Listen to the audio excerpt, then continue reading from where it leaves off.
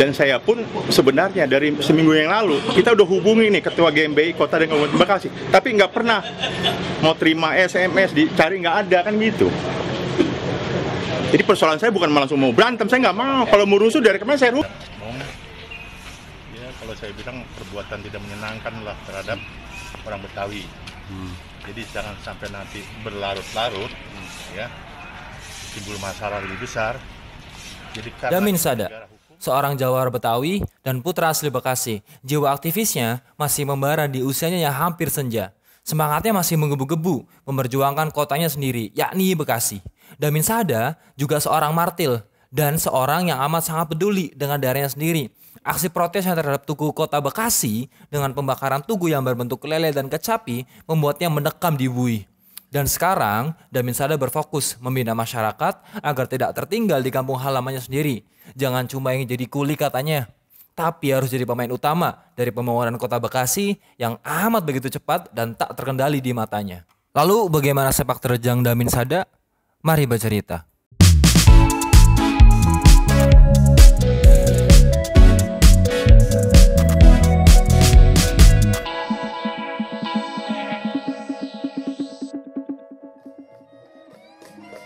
Ya karena kan gini, ya Bekasi ini kan dapat julukan Kota Patriot.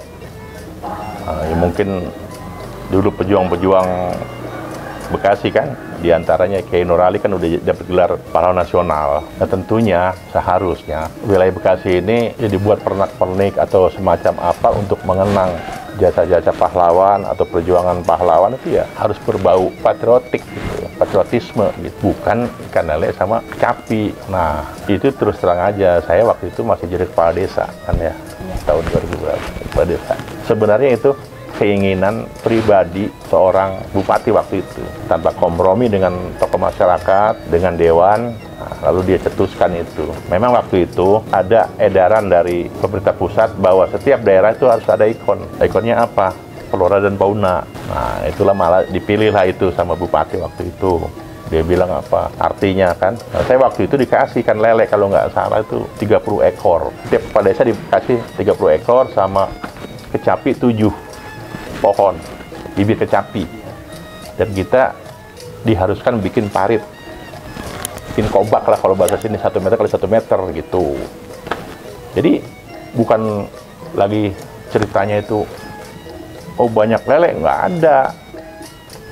Itu cuma kemauan pribadi mati. Dan saya pun jadi kepala desa, saya protes itu melalui ormas. Saya kan punya ormas dulu gitu. Jadi saya protes 2 kali, nggak pernah digubris kalau orang sini mah, nggak diterima gitu kan. Nah itu makanya lama-lama berpikirlah bagaimana untuk menghilangkan lele itu. Lele, kan nggak pantas kalau bikin lele kan. Kalau saya bilang, saya persepsikan, saya bilang lele mah iya sama dengan pejabatnya waktu itu, rakus-rakus gitu. Lele jumbo kan rakus, makanya saya persepsikan seperti itu ya. Mungkin sama kali pejabatnya gitu. Pernah dikatakan juga sama itu bupatinya itu, lele itu lincah katanya, kecapi bisa dimakan, kayunya katanya batangnya itu bisa menjaga erosi katanya. Itu seperti itu aja alasannya. Saya kalau vonis itu 10 bulan kalau nggak salah. 10 bulan? Iya, vonis itu. Sampai pengadilan, saya nggak berhenti tengah jalan gitu. Ada vonisnya. Berarti yang di berita yang dikatakan bahwa di penjara selama 2 tahun? Iya, enggak, kan cuma 10 bulan ya. 10 bulan aja? Iya. Ya sampai sekarang seperti itu kan. Saya juga berharap ya harus diganti gitu kan. Dengan tugu yang memang sesuai dengan Kota Patriot itu. Tapi sampai sekarang belum.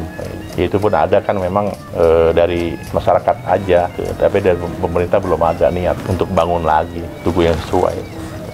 Di sini persoalan Bekasi, apalagi masalah tugu patung lele. Jangankan anak Bekasi yang kuliah di luar Bekasi sana ya, di Jawa, mungkin di mana. Yang di sini aja nggak open. Ya, kalau bahasa open saya kan nggak peduli gitu. Nggak ada kepedulian. Ya selama ini yang udah, ya maaf kita bukan itu ya, yang udah berbuat atau mengeksekusi saya. Iya kadang-kadang nggak diikutin kan, kita bukan, karena saya nggak mau tuh nanti kalau terlalu banyak begini-begini nanti beda jalan, akhirnya saya nggak mau. Ya, kalau sekarang itu kan beda dengan dulu. Dulu pun saya masih nggak percaya juga kan kalau banyak orang. Kalau bahasa saya itu melepas nanti kan airnya kan. Kalau gitu, ayo kita gini-gini di jalanan melepas tahu melepas. Ya. masuk angin gitu kan. Angin. Akhirnya berbalik dia. Udah nggak kriuk tuh. Wow, saya paling nggak mau. Iya, saya kalau bicara aktivis, saya aktivis sejati gitu. Banyak cobaan, banyak rayuan gitu kan. Ya kalau sekarang kan gerabak, maaf ya kita bukannya ini. Gerabak buat berkening doang kan ya. Lu mau ngasih apa? Lu ngasih berapa? Kebanyakan seperti itu. Kalau saya pun sampai sekarang masih idealis. Saya bilang saya nggak mau menjual harga diri saya yang udah puluhan tahun, tapi sekarang dengan duit sekian harus saya korbankan kan gitu. Makanya ya saya sayangkan gitu. Ya persoalan banyak di Bekasi. Cuman memang itu tadi, kita nggak berharap dari orang luar Bekasi kan, yang asli Bekasinya putra Bekasi nggak ada gerak kan gitu, apalagi orang lain mau gue pikirin kan gitu, yang ini sendiri aja peduli gitu ya.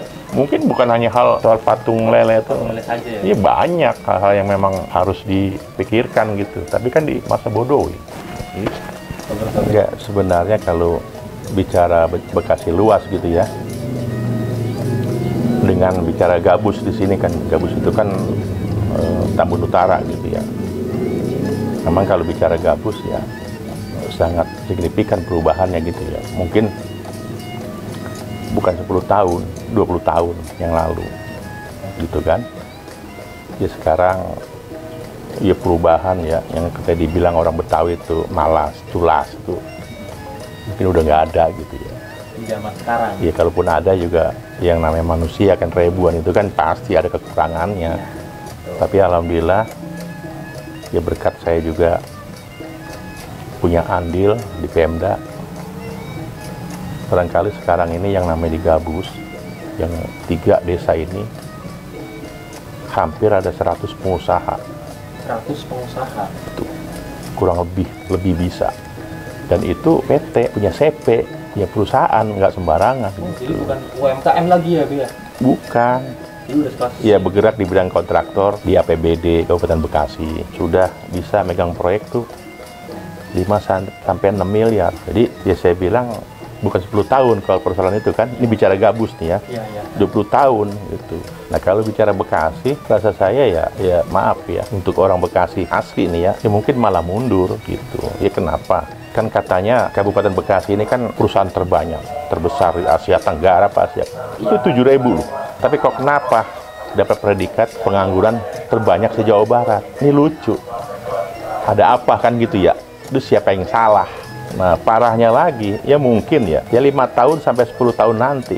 Ini di utara jadi bencana. Apa ya, dalam kehidupan sehari-hari ini kan. Nah, karena desakan banyaknya atau ribuannya perusahaan, tentunya kan itu kan orang dari luar Bekasi. Bukan hanya perlu pekerjaan, tapi dia juga perlu rumah. Nah, akhirnya mata pencarian orang Bekasi Utara yang tadinya umur 30 sampai 60 tahun tuh bisa ke sawah, bertani, itu digusur, berhenti. Digusur apa? Buat perumahan, memenuhi para pendatang yang pada kerja di perusahaan. Ya, saya bilang 10 tahun bencana kalau kita tidak, ibaratnya ya dari sekarang nih ya, pelan-pelan kita atasi. Nah, kalau seandainya tanah 1000 hektar aja kan udah mungkin bisa makan 10.000 orang. Itu berapa desa? Ya oke lah, anaknya bisa sekolah. Cuman kan susah masuk kerja. Saya bilang nanti bapaknya nggak kerja di sawah, anaknya juga nggak diterima kerja, akhirnya jadi maling nanti. Kalau jadi pemimpin di sini harus berpikir ke sana nanti gitu.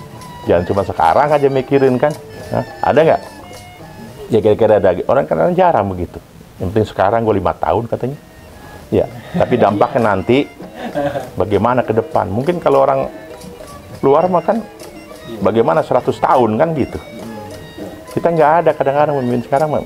Ya mikirin sekarang aja udah. Ya mikirin masanya dia. Ya masa dia udah. Kebanyakan seperti itu. Ya makanya ya negara nggak maju-maju kan kalau pikirannya seperti itu. Ya mungkin ya maaf aja, mungkin kayak budaya buruk kita nih. Bukan Bekasi nih ya, mungkin Indonesia. Iya. Kenapa? Ya saya jadi ketua komite. Itu semua tuh orang tuanya kayak anaknya kayak ngambil jurusannya otomotif. Jadi mindsetnya tuh dikuli, kerja.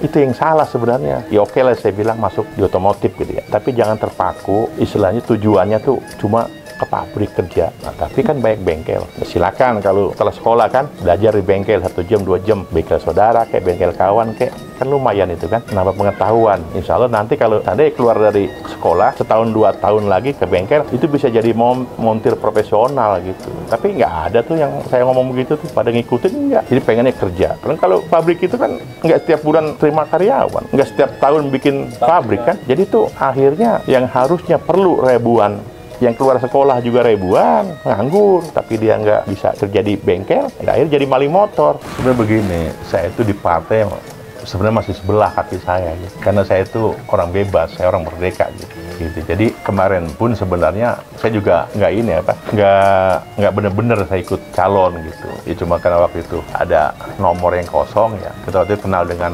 ketuanya kan, P3 di atas, saya diajak gitu, DPR RI. Jadi nggak ada nafsu gitu ya. Oh untuk menang gitu. Saya juga ngukur kalau DPR RI menang berapa M kan gitu. Saya nggak mau terjebak itu. Nah, saya cuma pelengkap aja kan. Pelengkap, ngambil nomor di situ mungkin ya kita bantu yang di bawah gitu. Yang DPR provinsi gitu, supaya ada tambahan suara kan, itu aja sebenarnya. Sama nggak serius, ya benar nggak serius, karena kalau kita serius mau berapa ember kan duitnya, berapa M kan gitu.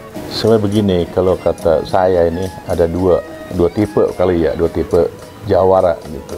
Jadi kalau dulu mungkin saya lagi kecil tuh ya tahun 70-an itu bicara jawara itu memang agak negatif, suka judi, ya kan, mau sabung ayam mau koprok itu pulang sampai 3 hari. Itu dikatakan jawara katanya, gitu kan? Ya bisa jadi dia tukang ribut tadinya kan gitu. Itu agak negatif. Nah mungkin kalau saya juga nggak tahu tuh belum baca ya bahasa Indonesia yang benar kan, juara apa jawara gitu. Kalau kata saya sih nggak jauh beda itu jawara dengan juara gitu. Sekarang juga saya bawa bicara jawara itu ya bukan satu hal gitu. Jadi saya luaskan lebih luas. Ya kalau seandainya orang ahli itu udah yang ilmunya lebih itu jawara. Dalam bidang apapun. Dalam bidang apapun gitu. Jadi dia pinter ngaji, dia pinter di teknologi, gitu kan? Ya pokoknya ada lebih dah, yang pasti ya positif kan gitu. Itu saya panggil jawara. Kalau saya bilang kan mungkin jargon itu jaga saudara, jaga agama, jaga negara. Kita ini bersaudara. Bicara keluarga besar, kita keluarga ya bersaudara kan, saudara sekampung, saudara sekabupaten kan gitu. Saudara se-NKRI kan saudara semua. Nah, kita punya agama. Nah, kita jaga agama kita. Kalau semua udah beres, semua kan jaga agama kita. Ya mungkin kita jaga semua agama supaya jangan ribut, ya kan? Supaya jangan rusuh. Nah, jaga agama semua. Jangan sampai orang yang tidak beragama ngacurin agama kita yang beragama kan gitu. Terakhir, jaga negara. Kita punya hak, punya kewajiban jaga negara. Jadi 3 itu aja ya rasanya cukup kali organisasi kalau memang dijalankan dengan benar. Ya udah campur udah. Ada keselnya, ada sedihnya kan gitu. Jadi kalau, ya saya juga kan sebenarnya udah bosen gitu. Masa kan udah tua, masa saya harus jadi martir terus kan? Ya harusnya kan generasi muda. Ya minimal kalau kata saya, mas saya sering bicara, coba ciptakan damin-daminnya lainnya gitu, 10 aja gitu. Saya gitu. Saya harus ada generasi muda, jangan saya melulu kan jadi martir kan gini-gini. Kan ada waktunya. Kalau nggak dimulai dari sekarang, kita pelan-pelan, yang muda mau kapan lagi? Udah tua udah nggak bisa, udah nggak nyambung dah kalau bahasa ini. Muda yang nggak ada terus tua jadi aktivis, nggak nyambung itu. Tapi begini kalau saya ngajarin, siapapun kita, ya coba biasakan peduli dalam hal apapun, sekecil apapun, itu kepada siapapun kita. Kalau kita udah begitu, nanti terus bertahap kita. Pasti kalau kita nggak ada, begini-begini, kita nggak ikut, jadi kayaknya kayak berdosa kita. Jadi jangan ada bahasa, gue belum sukses, gue belum kaya. Itu lupa nanti kalau udah kaya mah. Tapi kalau kita biasain, lagi susah, kita lagi di bawah, ya kalau sedikit kita peduli, ya bukan pakai materi kan, tenaga kita, pikiran kita. Terus nih biasa otak itu akhirnya terus terbiasa itu. Jadi jangan ngomong gue masih begini, gue belum apa-apa. Ya, belum, itu isunya sekarang ini. Jadi makanya banyak orang yang lupa karena nggak kebiasaan tadinya atau dibiasakan peduli dalam hal apapun gitu. Dan itulah yang belum pernah didengar kali oleh pemerintah.